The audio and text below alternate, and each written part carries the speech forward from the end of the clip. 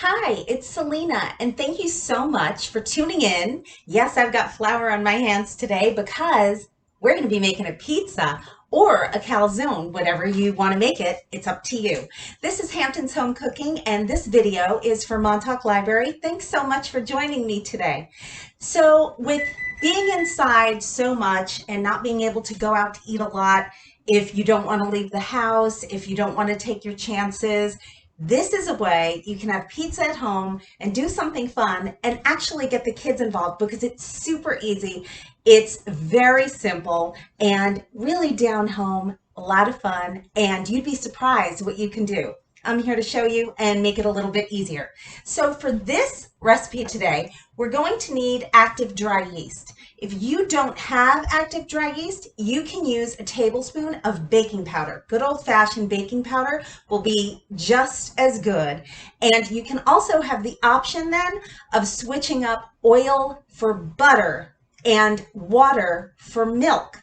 And those substitutions I will post when I post the recipe below. So to start, you're going to want to activate this yeast. And I have a scissor here because these are really hard to rip sometimes. They say you can rip them, but it's a little difficult. So you just take your scissor and put this into a bowl with a half a cup of warm water. And we're going to set this aside so we can activate the yeast. Now, I boiled this water a few minutes ago. It shouldn't be too hot because that will actually kill the yeast. So you want to make it lukewarm. So you want to be able to put 2 fingers in here without them feeling too cold or too hot, that should be. So right now, what I'm going to do is cool this down a little bit because this felt a little hot. So super simple. I'm just going to spill out some of this water and put in about 2 tablespoons of cold water to cool it down. Then I'm going to add this to the yeast. Now what you want to see is a little bit of light foaming. Let me see if you can see that. It says stir it, but you can actually just swirl it if you want. But we are going to stir it up so that there's no lumps. So I think, let me see if, maybe if I put it in a smaller container, I'll show you what you're supposed to see with this yeast. We're going to set it aside for about 5 minutes. And you just want to make sure you stir it a little bit so there's no lumps in there.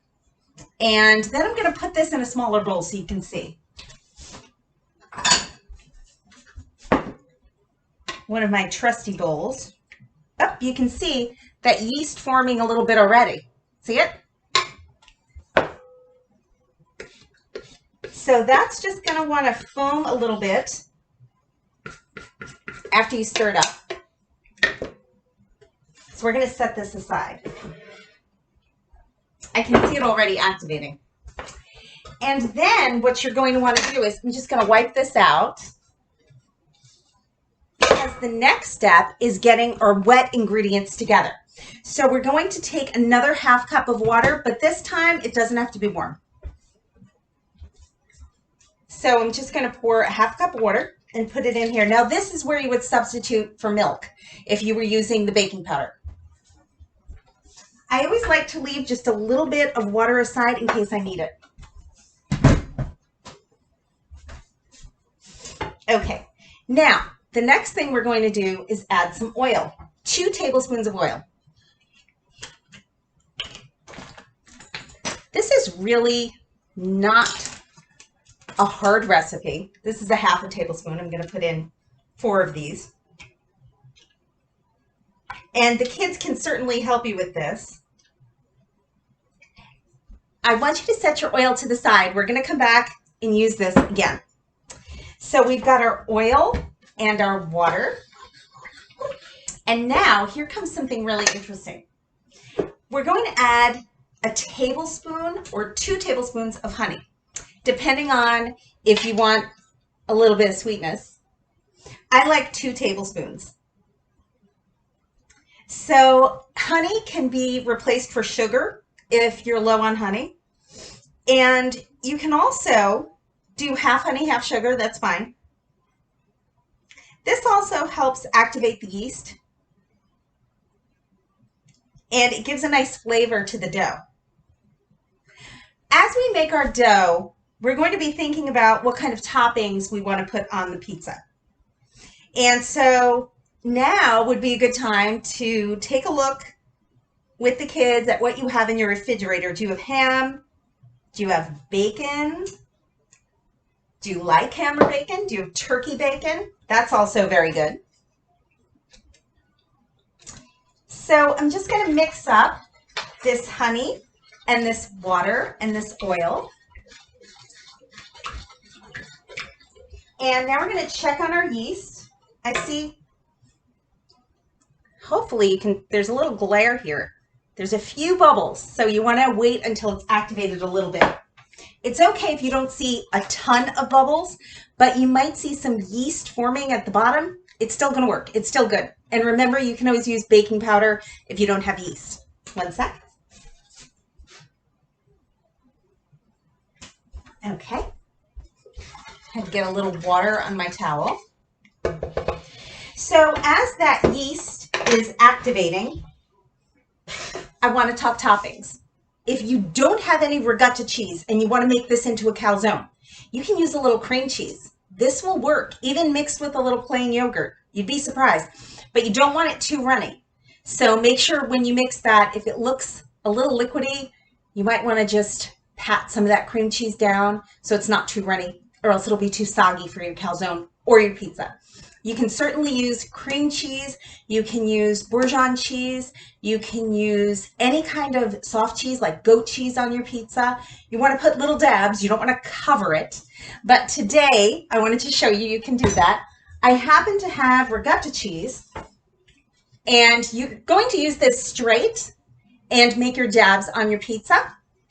If you're lucky enough to have mozzarella in the refrigerator, you're going to want to get some mozzarella to put on the top. I like to break these apart and make it look nice and rustic. Or you can use Swiss cheese, which I also have, or any kind of cheese. Just don't put too much. And if you don't have any cheese, it's okay to just put a little bit of grated cheese and some vegetables. I love having red pepper on pizza. If you have a garden or you want to start a garden with the kids, parsley is super easy to grow, and that's a great topping. I like to pick either garlic or onion because both could be too much unless you're really a lover of garlic and onion. That's fine. So I just picked some garlic today to use. So those are some ideas of toppings. There's some pepperoni. You can use that. But if you don't have pepperoni, a great substitute is bacon. So we're going to use some of that today. So think about that. Now think about your spices. What kind of spices would you like? I always like black pepper.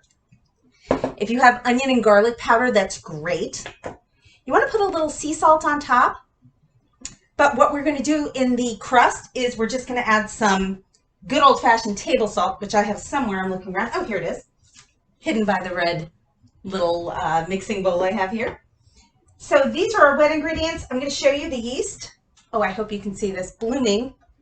Let's see. Will it show? Oh, I'm spilling it. Well, I'm trying. It's a little bit of a, let's see. I wish you could see that. It's just fuzzing a little bit on top. And it's okay if you spill some. It's not the end of the world. So that's working out good. So right now what I'm going to do is I'm going to get my flour ready, my salt ready. And since this is blooming and looking great, I'm going to go ahead and add it to my wet ingredients. And then I'm going to add 2½ cups of flour. Did I put the oil in? Yes, I did. 2½ cups of flour. And I want to tell you something about the oil. I forgot to add the oil in the first time I made this, and I waited till I stirred it a few times, till the dough was just coming together. And then I put in the oil, and it was fine. So if you forget, it's okay. And now I'm going to add a little bit of salt. You can mix this into the dough first. I'm going to put about 2 teaspoons. You can mix that into the flour first, and then put it together. But putting it together now is fine. And then I want to show you how to check consistency. So this is a lot of fun for the kids. You can just get them stirring. And in a few minutes, you're going to get them forming the dough, which is great.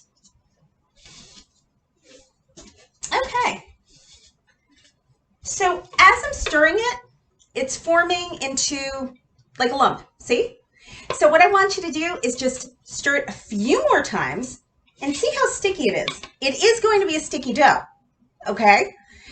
But you should be able to hold it. So it's a little sticky yet. So this is where you can put in another half cup of flour. When you see any kind of a dough or pizza dough recipe, reserve about a half cup. Just trust me, because when you do that, you have more options. If you add in all the flour and then you have a dry dough, very hard to add water.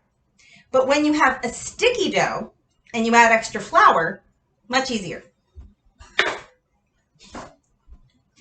So now you see you can start touching and kneading this dough and it's coming together, okay? If there's little pieces of dough on the bottom, you can pick them up once, but not twice, because then they're too tough. So this I'm going to set aside.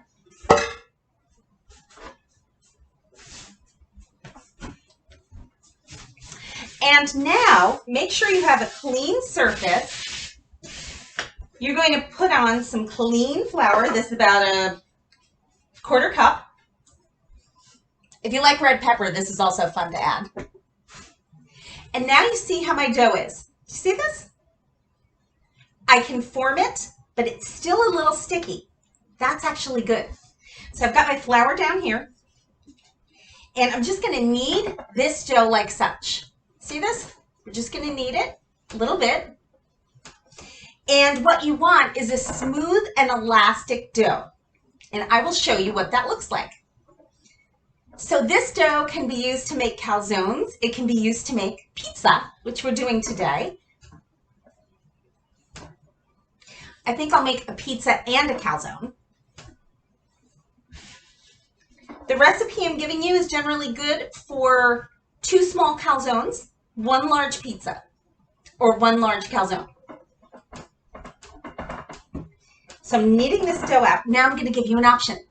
You can let this dough rest for 5 minutes covered with a clean towel. And then your dough will be a little bit more tender and very, very easy to shape into your pizza. Or you can make it live like I am right now, and it'll be a little bit different, little more tough to stretch out, as you can see. So here's my pizza dough. You remember the pizza men going like this? Not until later. You want to just hold the ends, and you're going to see your dough naturally start to stretch. But you want to move pretty quickly. And then let it stretch slow. So I'm moving quickly around, but I'm letting it stretch slower. Now, the reason why you're using most of your back of your hand is because you don't want to poke holes in it. Now, if we let this dough rest, it would be a lot easier to stretch because we didn't really give it a lot of time to do that. So I'm just pushing it out on my floured surface. These are your 2 options, okay? Or you can let it rest. But just for the sake of this video, I'm going ahead and I'm starting. This one, I'm going to make into a calzone. So I don't want it too thick. I want the dough to be about 1/4 of an inch in thickness. And I want it to be an even thickness. Because the bigger parts of the dough, the thicker it is, generally the tougher it is, and you don't want that. You want it nice and even and thin. But you gotta watch out, you don't want to make holes, so that's why you have a floured surface. So here we are, it's coming together a little bit more, see? And I'm lifting gently and turning. And then if you see some transparent parts that start to look like they might be holes, bring in the dough, bring it in, and almost patch it up. Bring it in and press it down. So I'm just stretching this out. Now, for this pizza, you can use red sauce. You can put a little bit of sauce when we're ready, but I'm not going to use red sauce. I'm going to go very old school. I'm going to use olive oil and some spices and seasonings, and I'm going to use some vegetables and meats and ricotta. Or like I said, could be goat cheese or cream cheese. Now, I'm forming my pizza dough. As you can see, there's a couple of little holes, and I'm going to patch them. See? So, like I told you, I'm just going to move in the dough and press it. Move it in and press it. Now, what could you make your pizza on? You're going to make it on either a baking dish, like a cookie sheet or jelly roll pan. Or if you're lucky enough to have a pizza stone, which I actually have in my garage and I didn't get it out, you can use that. I didn't use that on purpose because I want to show you how this will come if you don't have one. Because this is quarantine cooking, so you might not have it, but you can certainly order it online, right? So what we're going to use today, I happened to find a tart pan. So if you have something like this or a thin sponge cake pan, you can use this. All is not lost if you have a baking dish. If you're making calzones, you can use this. If you're making pizza, what I would do is not make the sides too big at all and oil the bottom and put a little bit of flour. Now, the real old school way to crust your pizza or your calzone is ta-da, cornmeal. I love this on the bottom. Makes a nice crispy crunch and it helps it to cook evenly, I think. So I'm going to use that on the bottom of my pizza. So here you see the pizza dough and I floured my cutting board. So this is all ready. Now earlier, I let this pizza dough rise. So I have another sheet, which is kind of cool, ready to go, so that I can make the calzones. So I'm going to put this to the side. And I think I'll go ahead and make this pizza with you. So I have a little flour in the bottom. I'm going to put a little bit of oil.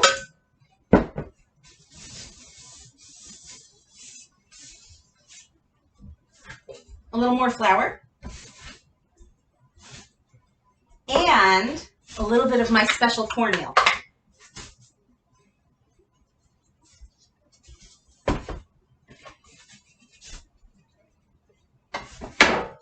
Now, if you go to Italy, you'll see a lot of this type of base for pizzas.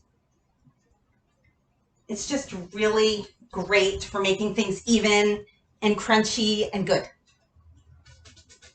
Okay, so I'm going to bring my pizza dough onto this little plate now. Once again, you can do this on a jelly roll pan, baking sheet, same thing. Why not even make a rectangular pizza? You can cut this in half, make any shape you want to bake it. But what you want to do is remember to have an edge. You always have to have an edge. So I'm just going to fold this over. Bring the folded piece onto the baking pan and then pull it down. Then I can make my crust. So I'm going to just turn in the edges like this. See, it's a nice rustic crust. Very nice. And if you see any thin spots, pull it in, patch it up. Pull it in and patch it up. Now this is a really nice crust that I have going here. So let's put this on the lowest rack for about 5 minutes and start to pre-cook this while we get our toppings ready.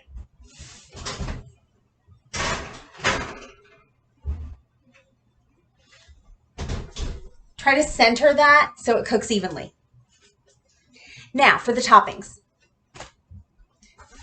I like a little bacon. Pork is very Italian to put on any dish. So anything with pork, any kind of bacon is so good. So I'm just going to roughly chop a couple of pieces of bacon. Now, what do you have? Do you want to use turkey? You can do that. Do you want to use roast beef and maybe blue cheese? You can do that, but I would add the blue cheese on after it's cooked, okay? So I'm going to have that. And like I said, herbs are great. You can have the kids take off the stem from the herb. You don't want to put the stems on the pizza. That's just, it doesn't cook right. So I am actually going to tell you a secret. If you are going to use some parsley on your pizza, mix it in with your ricotta so it doesn't burn and you still get the flavor, and it'll flavor the ricotta or your cream cheese or your goat cheese very nicely. It's always good to have fresh herbs, and I like to mix that with olive oil as well. And then I diced some garlic, so we're going to use that. Going to dice up some more garlic. Going to take a look at the clock and make sure I don't overcook my crust. Dice up your garlic. Now, for your calzone, I'm going to tell you that I'm going to post some pictures of the calzone. You're going to want to use 1 egg to a cup of ricotta or of your yogurt. And if you use yogurt, I want you to use extra grated cheese. And that cheese would be the hard cheese, like Parmesan or Romano, or the already grated cheese in the can. Because then it's going to make it, it's going to give it a little bit more body and make it better. Now, something that you can use with bacon, which is delicious, is Swiss cheese. So I'm going to use a little Swiss cheese on this version. You use, you know, what you like, but I would say at least a cup, which would cover your pizza nicely. If you want to just make it a very Mediterranean pizza, you can put olive oil on the bottom, about 2 tablespoons, spread it out, and then put your cheese, your toppings, and a drizzle of olive oil and cook it with no sauce. But you can certainly go ahead and use sauce. So I'm going to do about a cup of this Swiss cheese. And then I'm going to use about 2 pieces of mozzarella cheese, just for a little change. And I'm going to use some red pepper. What do you have in your refrigerator? Take a look. What do you like? I want to give you another secret. If you would like to make a calzone and you don't have many vegetables in the refrigerator that are fresh in this day and age, what you can do is you can actually use frozen vegetables. And what I have here is frozen mixed vegetables. You can put this in your calzone. It's great with some garlic and your cheese. Perfect. If you don't have any seasonings, check and see what instant soups you have. You can use a little bit of this chicken broth packet to season the ricotta. It's just as good. If you're running low on seasonings, it's quarantine cooking. Got to think creatively. When I have pizza, I like to use the peppers in a nice thin slice. I think it's pretty. You can make a nice decoration, and it just looks really nice. You can also go ahead and use your onions, and if you like onions and garlic together, that's fine. Go ahead and get that. And any kind of cold cut you might have, you can use, but these are the ingredients I'm using today. And then here's my hard cheese. Don't forget the hard cheese if you have it. If you get to the grocery store and you can get some hard Italian cheese, it always makes everything better. You can use it in so many different things.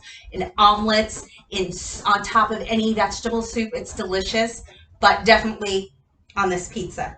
It's nice to have a mix of cheeses like you see I'm doing if you're just going to do a cheese pizza with vegetables and meat and oil. Now, of course, if you're vegetarian, you don't use the meat, use some different vegetables. Use some zucchini, or you can use broccoli, but I would pre-cook the broccoli, drain it, and dice it up. That would be best. So now I'm going to take some ricotta, open this up, and mix it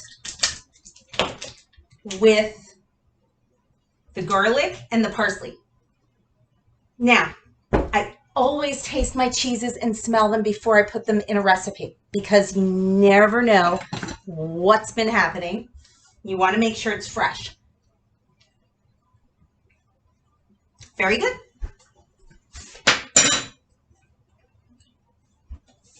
Now let's check the pizza. Okay, it's bubbling up a little bit. The sides are starting to cook. I like it. I'm going to leave that a few more minutes. So we've got this together. Let me get a bowl. And we are going to mix the ricotta and the parsley.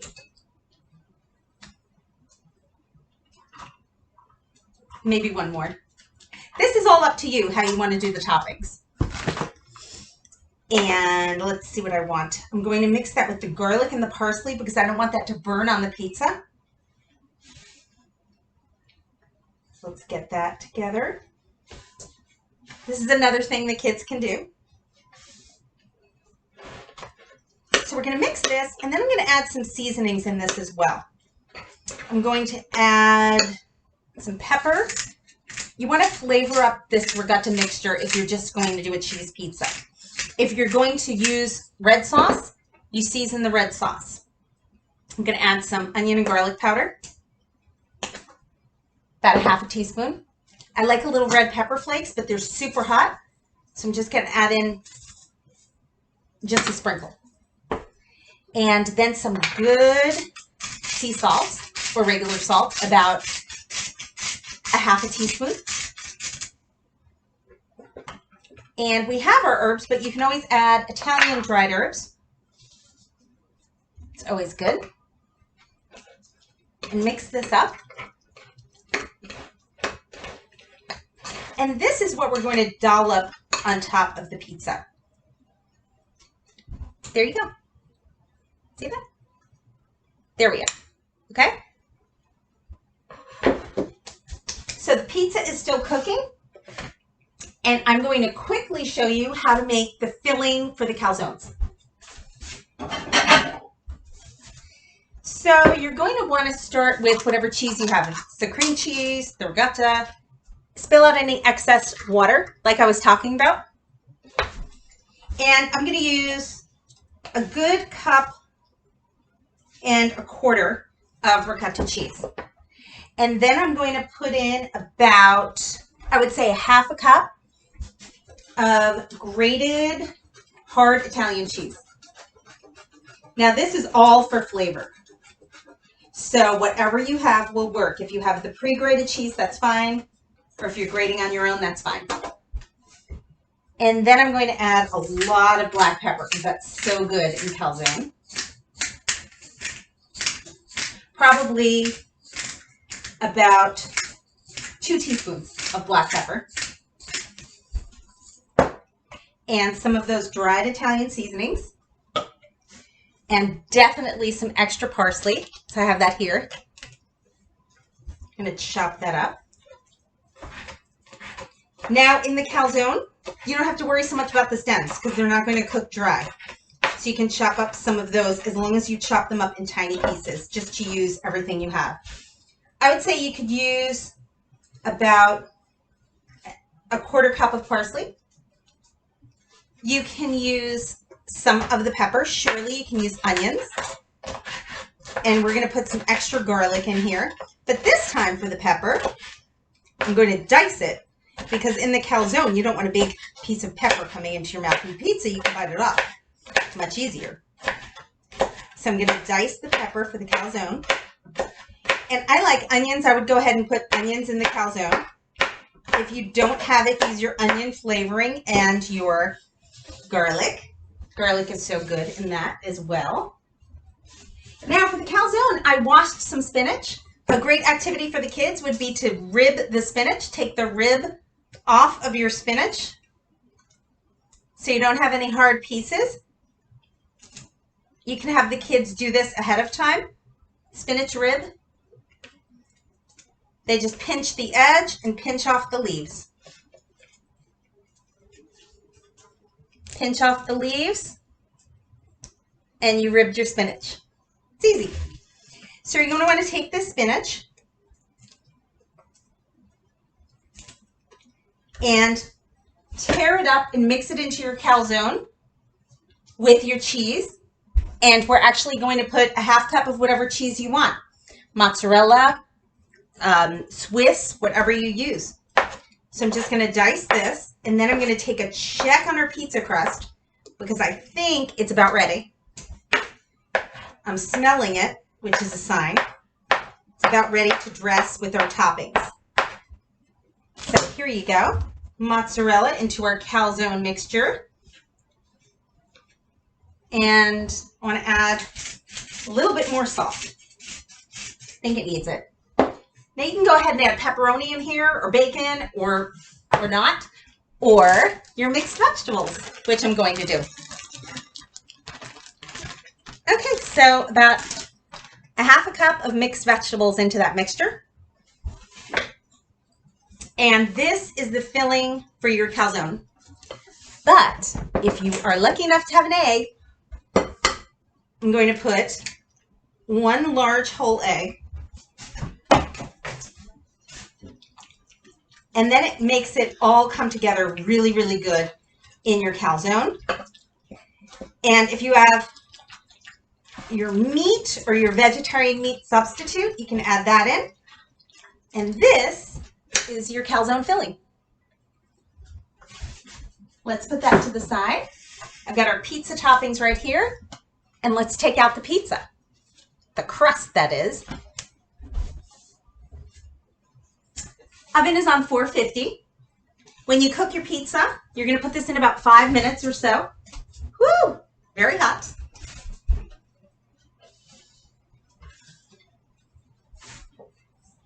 If you like a crunchy crust, you want to bake it till it's like this, like I like it. Just slightly browned.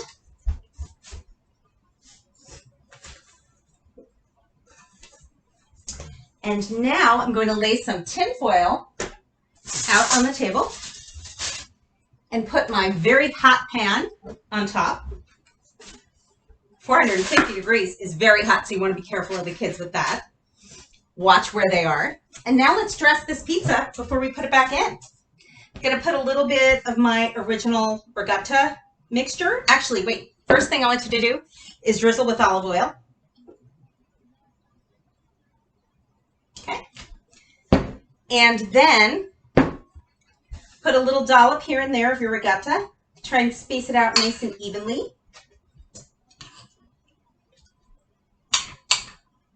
Think about how many people are eating. Maybe 6 portions. So 6 dollops. That's nice. Very good. And then your bacon. Nice and evenly placed. Oops. Nice. Make sure everybody gets a little bit of bacon. And then your red peppers.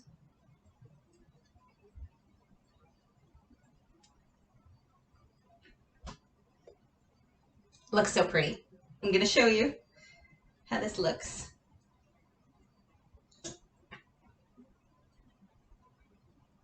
And then your 2 different kinds of cheese.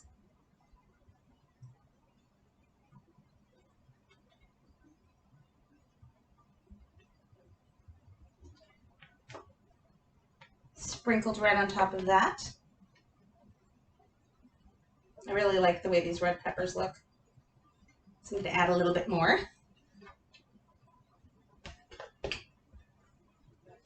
And then remember what I told you about breaking up your mozzarella, because when you put the big lump on like this, sometimes it just doesn't cook right. So I just like putting little pieces of it. If you get the mozzarella and it's pre-sliced,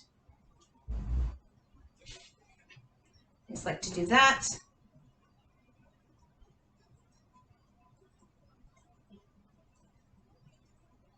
Now, it's really important to make sure that you oil the end crust, because you definitely want that to be really good.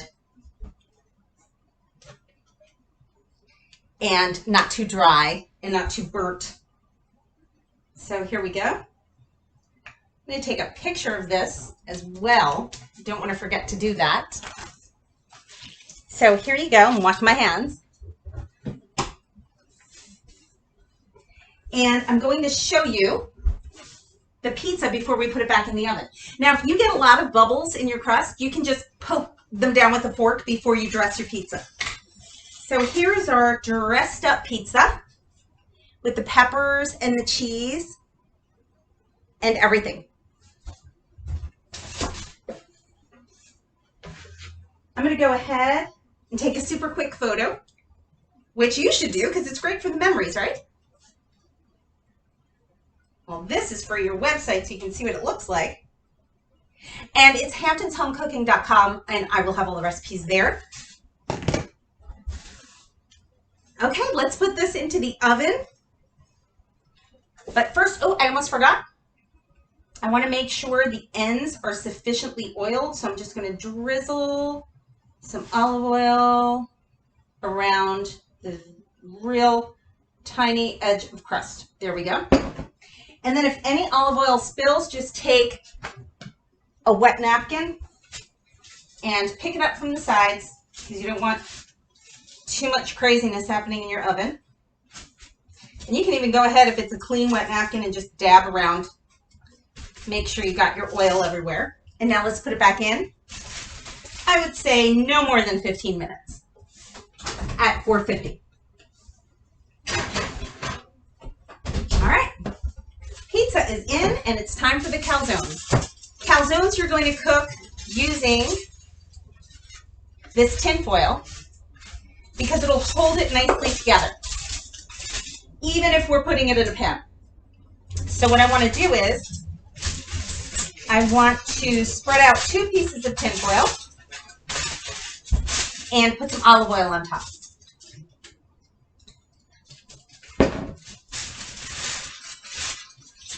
And now I'm going to take, this crazy dough I prepared before and let sit. And I am just going to roll it back out and reshape it into 2 little calzones. So this will be 1, this will be 2. So I've got the dough, and I'm just going to shape it out into a calzone. Press out the dough like I did before, but I'm using a little bit more olive oil. Just going to make a round circle, and then we're going to turn it over. You can put a little bit of the cornmeal on the bottom, but you can just use the oil just like this, right on your tin foil. And now let's get the calzone mixture that we were mixing. Here it is, with the vegetables.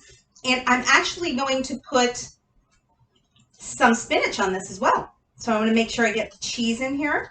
This is all flavored, so this is delicious. Now this has the egg in it, so you want to definitely cook this for about 25 minutes. This is 1 calzone. I'm going to put some spinach on top. Let you see this.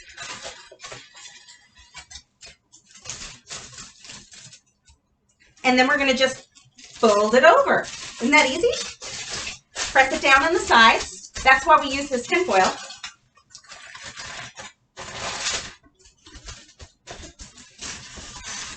See?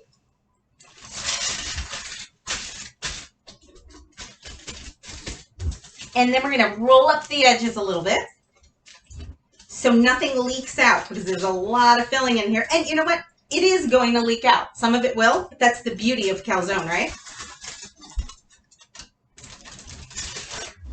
So now we can go ahead and get our pan.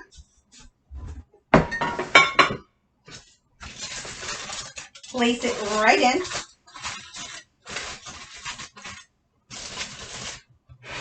And we're going to cover it up with the other part of tin foil so it doesn't burn. And we're going to bake this as well at 450 for about 25 minutes. Oh, the pizza's looking great. Wow.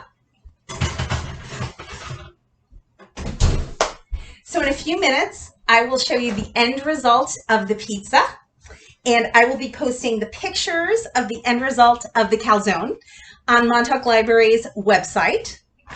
Thank you. And I want you to know you can go to my website, hamptonshomecooking.com, for more recipes and information, and also ask me any questions you'd like. So now, let's take a quick look and see where we're at.